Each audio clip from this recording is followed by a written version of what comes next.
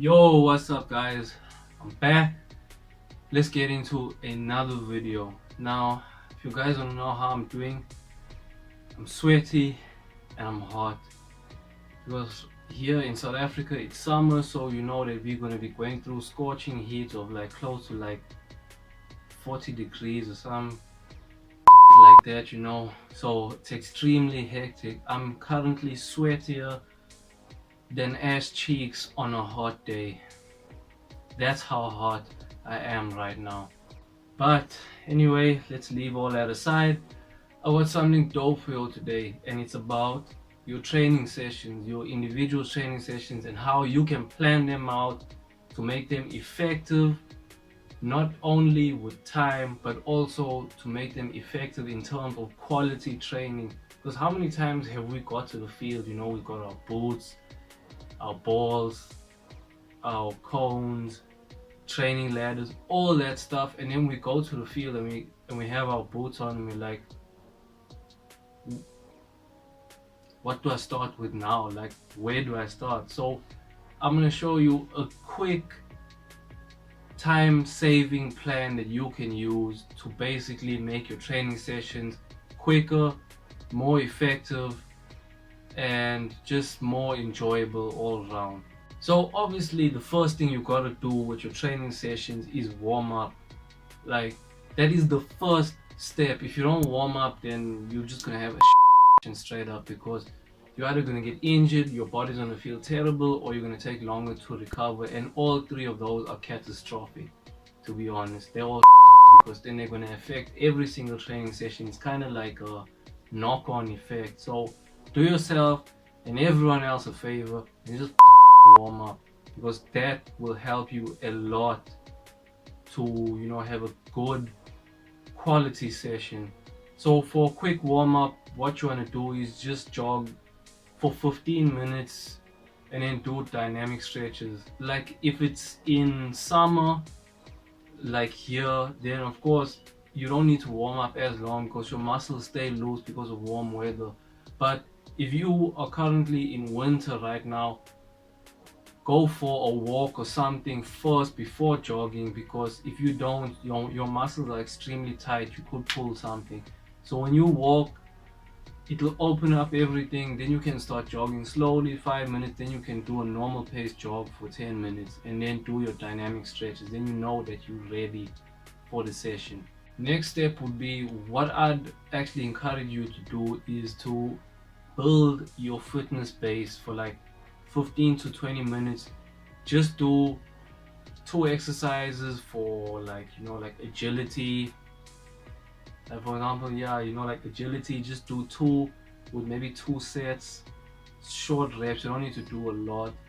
Plyometrics, and also you can do stuff like core work, because if you do core work if you incorporate that in your warm-up, your core stays activated for the entire session, and also it can prevent injury.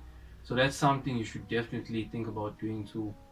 But basically, having your plyometrics, your agility, it'll help you a lot, because that's like kind of like an extension to your warm-up. So when you're doing your technical stuff, you know that your body is going to be fully primed, fully ready, and you know that it's going to be a dope session. Okay, for your technical skills, after the warm-up and the building of the fitness base, you move on to technical skills. Now with technical skills, what you can do is break it down into 2 parts: your strengths and your weaknesses. And then you write down, this is now before you've even done a training session, any other day basically, just write down my strengths. Okay, let's say my strengths are shooting. Write down shooting, write down passing, write down maybe dribbling. And then you write down your weaknesses: long passing, crossing, take-ons, whatever your weaknesses are, write them down, write down your strengths. And then before you even do your warm-up, like in the morning before you plan on training, like when you're having your like breakfast or something, write down drills that you do for your strengths and your weaknesses, so that you know that by the time you get to the field, your plan is there. Okay, I've got my strengths, I've got my weaknesses, I know what drills to do. that saves time, especially if you are a student and you don't have time to f around thinking about drills. That will help you because you know you'll have a set plan. You look at the paper and you're like, yes, okay, I do this now, I do this, and I do that, and like it'll save you a whole lot of time.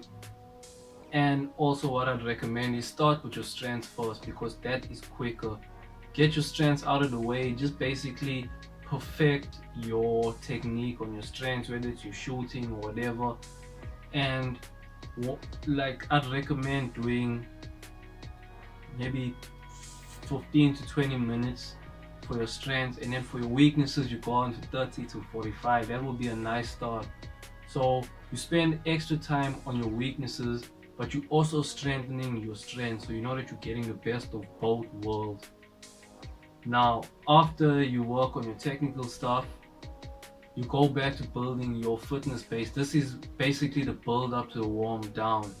So in the build up to the warm down, all you gotta do is basically just do what you did in the extension of the warm up: plyometrics, endurance work, core work, and all of that type of stuff, agility too. And then you know that you're working on all aspects of your game. You're working on your overall fitness to make sure that you're quick, sharp. You're working on your technical skills, and you're getting the best of, I won't say both worlds, you're getting the best of all worlds because you're working on everything.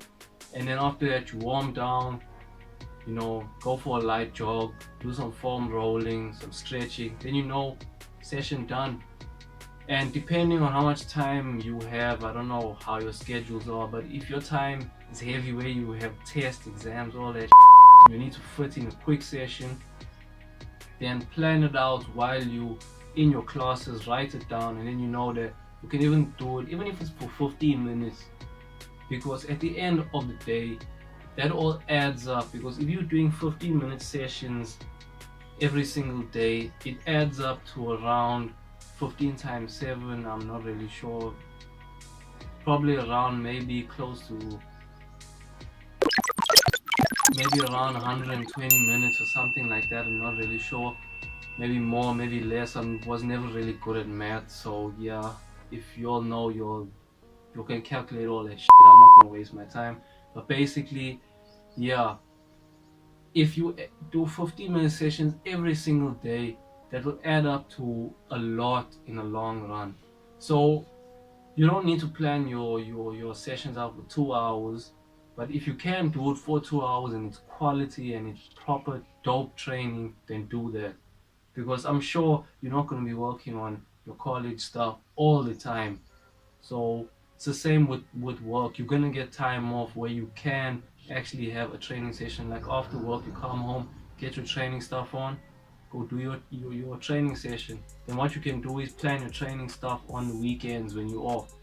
So then you know that I have my set plan, and you know that you'll be ready. I'll actually make an entire video on that, of how to actually plan your training sessions out properly, like making a complete workout plan, training session plan, all that stuff. I'll do that sometime in the future. Of course, you'll know. So make sure, if you want to see that, subscribe.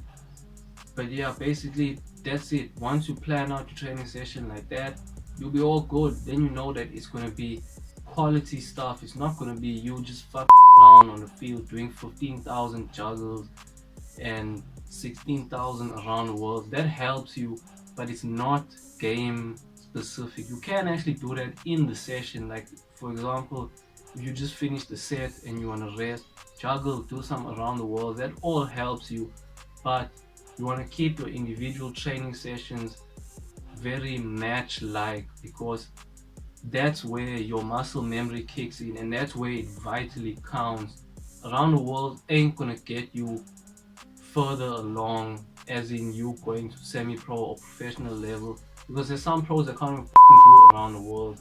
It doesn't matter. They can do the important shit when it counts. So that's what you need to do. That's basically it. That's how you plan out your training sessions. Hope you enjoyed the video. If you enjoyed the video, like, comment, whatever you want to say. If you want to ask me something, comment. And if you're feeling what I'm putting out, make sure you subscribe so you can see more of my videos. But that's it from me. I'll see you guys next time. Peace out. And yes, it is still hot and I'm still sweating like ass on a hot day. All about the saga, we got no chill. We got no chill. We got no chill.